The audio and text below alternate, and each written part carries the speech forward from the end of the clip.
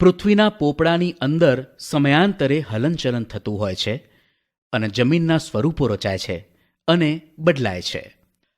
આવો અનુભવ આપણને ભૂકંપના આંચકાઓ દ્વારા તો ક્યાંક જ્વાળામુખી કે સુનામી જેવી ઘટનાઓ દ્વારા થાય છે. આ હલનચલનથી પર્વત, ઉચ્ચ પ્રદેશ કે ફાટખીણની રચના થાય છે. તે ઉપરાંત નદી, હિમનદી, પવન, સમુદ્રના મોજા જેવા કુદરતી બળોના લીધે ધોવાણ અને નિક્ષેપણ ક્રિયા દ્વારા ઘસારણના મેદાનો, કાંપના મેદાનો, ખીણો અને કોતરોની રચના થાય છે. પૃથ્વી સપાટીનો અમુક ભાગ ચોક્કસ ઊંચાઈ, ઢોળાવ અને આકાર પ્રાપ્ત કરે છે ત્યારે તે ભૂમિ સ્વરૂપ કહેવાય છે.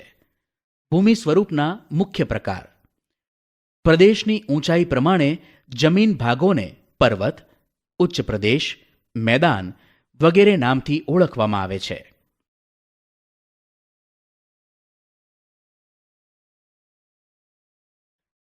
સમુદ્ર સપાટીથી લગભગ 900 મીટરથી વધુ ઊંચાઈ ધરાવતા તેમજ ઓછા કે તીવ્ર ઢોળાવ અને સાંકડા શિખરો ધરાવતા વિસ્તારને પર્વત કહે છે. પૃથ્વીના પેટાળમાં ભૂકંપ અને જ્વાળામુખી જેવા કુદરતી ભૌતિક બળોની ક્રિયા, પ્રતિક્રિયા અને આંતરક્રિયાથી પર્વતો બને છે. પર્વતોના ઉદ્ભવ અને વિકાસમાં એકથી વધુ ક્રિયાઓ અને બળોની અસર જોવા મળે છે. તેથી પર્વતો તેના વિવિધ પાસાઓના સંદર્ભમાં એકબીજાથી અલગ જોવા મળે છે. પૃથ્વી સપાટીના આશરે 26% વિસ્તારમાં પર્વતો આવેલા છે. પર્વતોનું વર્ગીકરણ: નિર્માણ ક્રિયાના આધારે પર્વતોને 4 વિભાગમાં વહેંચવામાં આવે છે. 1. ગેડ પર્વત, 2. ખંડ પર્વત, 3. જ્વાળામુખી પર્વત અને 4. અવશિષ્ટ પર્વત. ગેડ પર્વત મોટે ભાગે સમુદ્ર તળિયાના પ્રદેશો કે જળાશયોના તળિયે એકત્ર થયેલા નિક્ષેપના બંને બાજુએથી દબાણ આવતા કરચલીઓ કે ગેડ પડે છે. તેના ઉર્ધ્વ વળાંકને શિખર તરીકે અને અધો વળાંકને ખીણ કે તળેટી સ્વરૂપે જોઈ શકાય છે. એશિયામાં હિમાલય, યુરોપમાં આલ્પ્સ, ઉત્તર અમેરિકામાં રોકીઝ અને દક્ષિણ અમેરિકામાં એન્ડીઝ દુનિયાના મુખ્ય ગેડ પર્વત છે.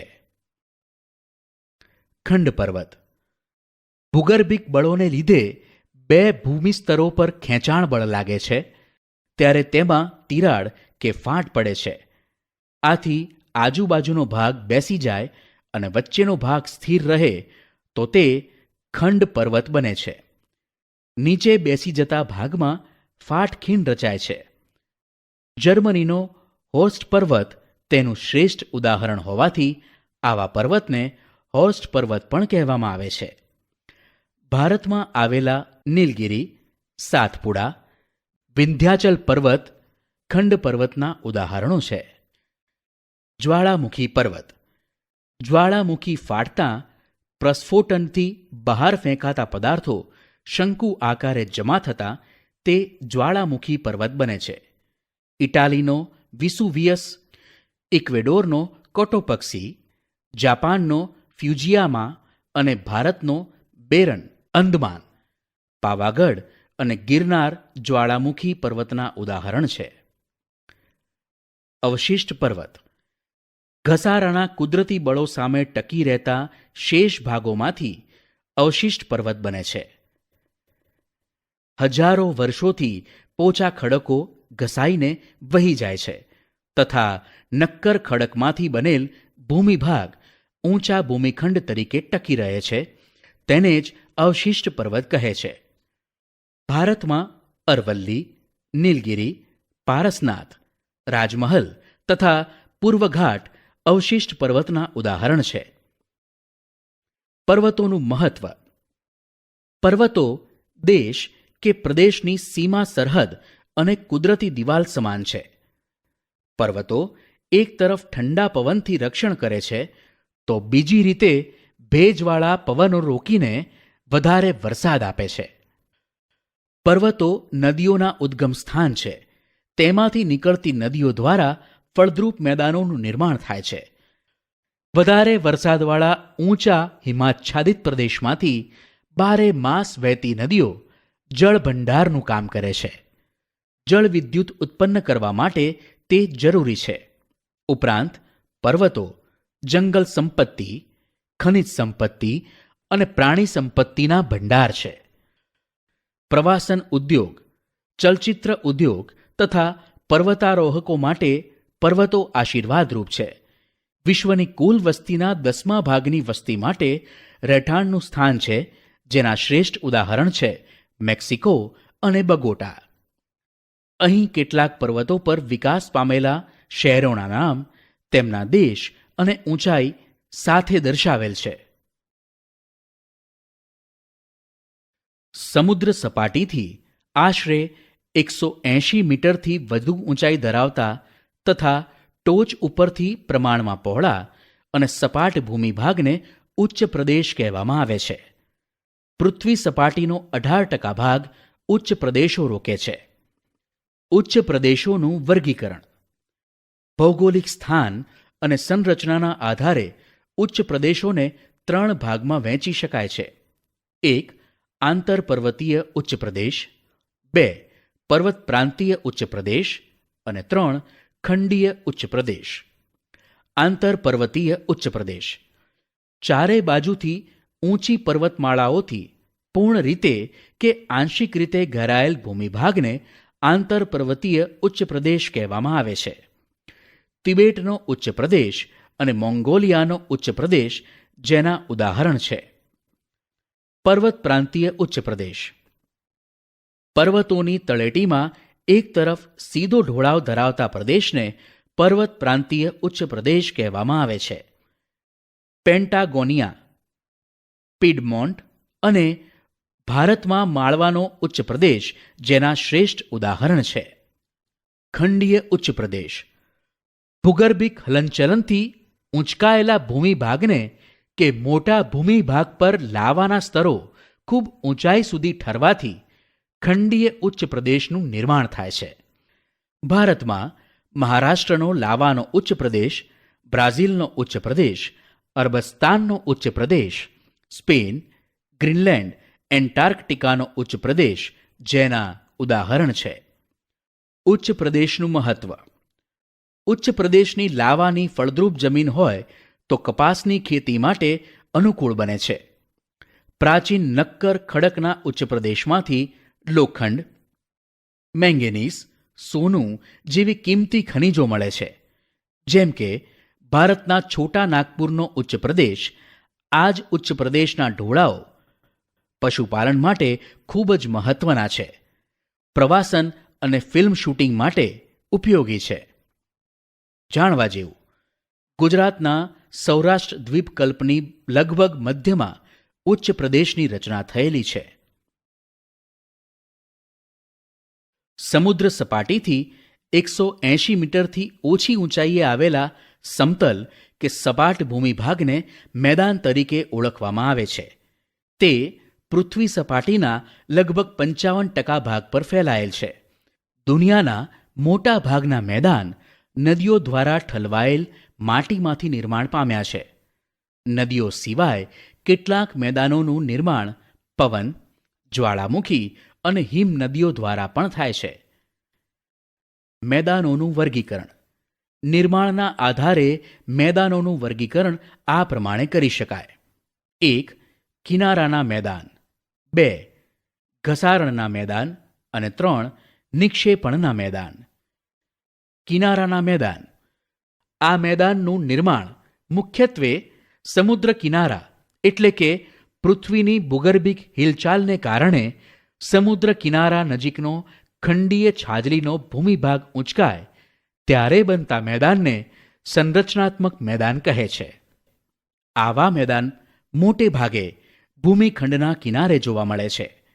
મેક્સિકોના અખાતના કિનારે ફેલાયેલ સંયુક્ત રાજ્ય અમેરિકાના દક્ષિણ પૂર્વે આવેલ મેદાન તેનું ઉદાહરણ છે. જમીનના તળિયા ઘસાવાને કારણે પણ આવા મેદાનનું નિર્માણ થાય છે. ઓસ્ટ્રેલિયાનું મધ્યનું મેદાન આ પ્રકારે નિર્માણ પામ્યું છે. ઘસારણના મેદાન. પૃથ્વીની સપાટી પર સતત ઘસારણની પ્રક્રિયા ચાલતી રહે છે, જેનાથી લાંબે ગાળે પર્વતો તથા ઉચ્ચ પ્રદેશો નદી, પવન અને હિમનદી જેવા પરિબળો દ્વારા ઘસાઈને મેદાન બને છે. આવા મેદાન સંપૂર્ણપણે સપાટ બનતા નથી. નક્કર ખડકોની ટેકરીઓ વચ્ચે વચ્ચે જોવા મળે છે. ઉત્તર કેનેડા અને પશ્ચિમ સાઇબિરિયાના મેદાન ઘસારણથી નિર્માણ પામ્યા છે. ઘસારણ દ્વારા બનેલ મેદાનોને પેનીપ્લેન પણ કહે છે. નિક્ષેપણના મેદાન નદી, હિમનદી, પવન વગેરે પરિબળો દ્વારા પથરાયેલ કાંપના નિક્ષેપણથી સરોવર કે સમુદ્ર જેવા કોતરો ભરાવાથી આવા મેદાનનું નિર્માણ થાય છે. તેથી તેને નદીકૃત કે કાંપના મેદાન પણ કહેવામાં આવે છે. ભારતમાં ગંગા યમુનાના મેદાન, ઉત્તર ચીનમાં વાંગહોનું મેદાન, ઇટલીમાં પો નદી દ્વારા બનેલ લોમ્બાર્ડીનું મેદાન કાંપના મેદાનના વિશિષ્ટ દ્રષ્ટાંત છે. જ્યારે મેદાનોનું નિર્માણ સરોવરમાં કાંપના નિક્ષેપણથી થાય છે ત્યારે તેને સરોવરના મેદાન કહે છે. કાશ્મીરની ખીણો ભારતમાં સરોવરના મેદાનનું ઉદાહરણ છે. મેદાનોનું મહત્વ માનવ વસાહતો અને વ્યાપાર વાણિજ્યના સ્થાનો ફળદ્રુપ મેદાનોમાં સ્થપાય છે. સપાટ મેદાન સડક માર્ગ અને રેલમાર્ગ માટે ઉપયોગી પુરવાર થાય છે. ગીચ વસ્તી ધરાવતા શહેરો મેદાનોમાં આવેલા છે.